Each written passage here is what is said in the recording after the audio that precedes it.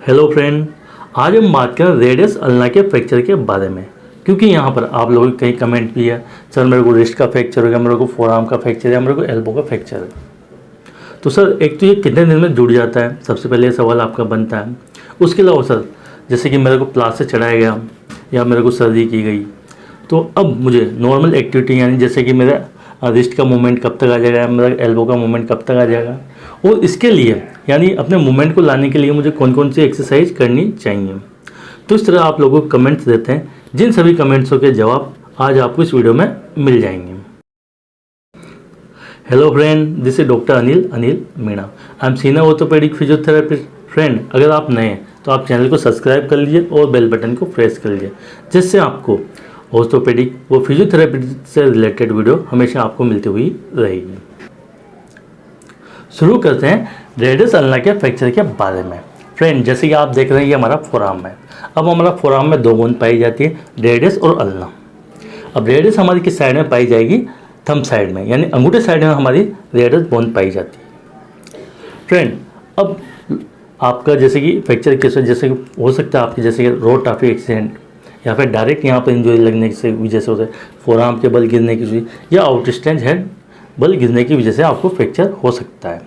अब यहाँ पर फ्रैक्चर किस किस तरह से बनेंगे, तो सबसे पहले हम जो हमारे फोरआर्म हो इसको तीन पार्ट में डिवाइड कर लेते हैं, जैसे कि अपर 1/3, मिडल 1/3 और लोअर 1/3। तो इस तरह से हमने इसे तीन भागों में डिवाइड कर लिया, जैसे अपर 1/3, मिडल 1/3 और लोअर 1/3। अब यहाँ पर किस किस तरह के आपको फ्रैक्चर हो सकते हैं वो आप देखें। फ्रेंड, सबसे पहले बात करते हैं अपर 1/3 के बारे में, यानी ये हमारा अपर 1/3 है। अब यहाँ पर क्या क्या पाई जाता है, जैसे रेडियस का हेड। रेडियस का हेड जहाँ पर होता है वहाँ से हमारा मूवमेंट, जैसे फोरआर्म का प्रोनेशन सुपिनेशन होता है तो हमारा रेडियस का हेड उसे करवाता है। अब यहाँ पे आप जैसे कि रेडियस का हेड का फ्रैक्चर हो सकता है, और उसकी जो नेक रहती है नीचे की ओर, तो नेक का भी फ्रैक्चर यहाँ पर हो सकता है। उसके अलावा फ्रंट जो हमारी जैसे अल्ना है, बोन है, अल्ना बोन का हमारे पाया जाता है वहाँ पर ओलेक्रोन। ओलेक्रोन एक तरह से खांच होती है जहाँ पर हमारा एल्बो जॉइंट मिलकर बनता है, और यहाँ पर जैसे कि आपका हाथ का जैसे कि सीधा होना और अंदर की ओर बेंड करना, तो यहाँ पर उस खांच के बीच में इसका एक मूवमेंट बनता है जिसे हम बोलते हैं फ्लेक्शन एक्सटेंशन। अब यहाँ का फ्रैक्चर हो सकता है, यानी ओलेक्रोन का भी फ्रैक्चर हो सकता है। अब फ्रेंड, बात करें मिडल 1/3, ये हमारा मिडल 1/3 हो चुका है, जो कि हमारी रेडियस और अल्ना की एक तरह से शाफ्ट होती है। अब यहाँ पर आपको किसी तरह का फ्रैक्चर, जैसे डायरेक्ट आपकी इंजरी होने की रेडियस का फ्रैक्चर हो सकता है और अल्ना का भी यहाँ पर फ्रैक्चर हो सकता है। उसके अलावा फ्रेंड, यहाँ पर हम कुछ यूज़ करेंगे मेडिकल टर्म, जैसे कि मोंटेजिया फ्रैक्चर। अब मोंटेजिया फ्रैक्चर में क्या होता है, जैसे कि अपर 1/3 में जो हमारी अल्ना बोन पाई जाती है, उसके साथ साथ वहाँ पर जो हमारी रेडियस बोन पाई जाती है, तो रेडियस बोन के साथ में इसका डिसलोकेशन हो जाता है, तो उसे हम बोलते हैं मोंटेजिया फ्रैक्चर। उसके अलावा फ्रेंड, बात करें गैलेजी फ्रैक्चर डिसलोकेशन, ये भी एक मेडिकल टर्म है, गैलेजी फ्रैक्चर डिसलोकेशन। तो यहाँ पर जैसे मोंटेजिया फ्रैक्चर इसका बिल्कुल विपरीत, एक तरह से विपरीत होता है, जो कि लोअर 1/3 में रेडियस बोन का हमारा फ्रैक्चर हो जाता है, और ये डिसलोकेट या फिर सबलक्जेशन, या जी सबलक्जेशन मतलब थोड़ा सा अपने जॉइंट से निकल जाना, डिसलोकेट मतलब अपने जॉइंट से बिल्कुल निकल जाना, और सबलक्जेशन मतलब थोड़ा सा जॉइंट से बाहर की ओर निकल जाना, जो कि किसके साथ में होगा? रेडियो अल्ना जॉइंट में।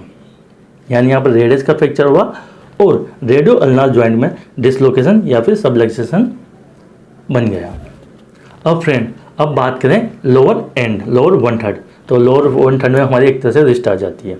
अब रिस्ट में यहाँ पर किस किस तरह के फ्रैक्चर हो सकते हैं, तो यहाँ पर हो सकता है आपको कुलिस फ्रैक्चर, बाटन फ्रैक्चर व स्मिथ फ्रैक्चर। ये आपके फ्रैक्चर के डिस्प्लेसमेंट फ्लेक्शन, जैसे कि फ्लेक्शन में या एक्सटेंशन में या फिर टिल्ट है, तो इनके आधार पर इनको नाम दिए गए हैं। अब यहाँ पर जैसे कि बात करें कुलिस फ्रैक्चर, तो कुलिस फ्रैक्चर हमारा जो जॉइंट लाइन होता है, जो जॉइंट लाइन से 2 सेंटीमीटर एबोव, यानी जॉइंट लाइन से 2 सेंटीमीटर एबोव, जहाँ पर एक कोर्टिको कैंसलर जंक्शन होता है, तो वहाँ पर फ्रैक्चर हो जाता है। अब यह हो सकता है कि आगे की ओर हो सकता है और पीछे की ओर हो सकता है, तो यहाँ पर हम बोलते हैं इसको कुलिस फ्रैक्चर। इसी तरह बाटन फ्रैक्चर और स्मिथ फ्रैक्चर होता है, जो कि अलग अलग तरीके से यहाँ पर फ्रैक्चर होता है। अब फ्रेंड, इसके बाद में यहाँ पर सबसे पहले आपका सवाल बनता है, सर हमें फ्रैक्चर हो चुका है, हमें इस तरह का फ्रैक्चर हुआ है, अब ये फ्रैक्चर कितने दिन में जुड़ जाते हैं? फ्रेंड अब जैसे कि हमने बात करी थी radius, head of the radius. अब रेडियस जो हमारी बोन होती है जहाँ से प्रोनेशन सुपिनेशन होता है, अब यहाँ पर मस्कुलर से काफ़ी अच्छा पाया जाता है। तो यहाँ 3 to 4 वीक में आपकी बोन जुड़ जाती है। उसके अलावा फ्रेंड चाहे अपर एंड हो चाहे लोअर एंड हो, मोटे मोटे तौर पर बात की जाए तो 4 to 6 वीक्स में आपकी हड्डी लगभग जुड़ जाती है। फ्रेंड बताए टाइम में आपकी लगभग हड्डी जुड़ जाती है। अगर फ्रेंड फिर भी आपकी हड्डी जुड़ नहीं है या आपका डिले यूनियन हो रहा है तो फ्रेंड हो सकता है यहाँ पर आपको कोई पैथोलॉजी हो, या फिर हो सकता है आपके शरीर में बीमारी हो सकता है यहाँ पर आपको जैसे इंटरनली इन्फेक्शन भी हो सकता है या फिर एक्सटर्नली इन्फेक्शन भी हो सकता है। तो उसकी वजह से आपकी बोन का जैसे कि डिले यूनियन यानी लेट जुड़ना या फिर नॉन यूनियन पाया जाता है। हालांकि इस बोन में आपका लगभग मान के चलो बोन ज्वाइन होती है, लेकिन कभी कभार कुछ केसेज में आपके डिले यूनियन पाया जा सकता है और नॉन यूनियन के चांस बहुत ही रेयर केसेज में बनते हैं, जिनका जैसे कि काफ़ी टाइम से कोई बीमारी चल रही है या फिर बॉडी में काफ़ी ज़्यादा इन्फेक्शन है या फिर जैसे कि आपको ऑलरेडी पहले इन्फेक्शन था उसके बाद में आपको सेकेंडरी इन्फेक्शन हो गया।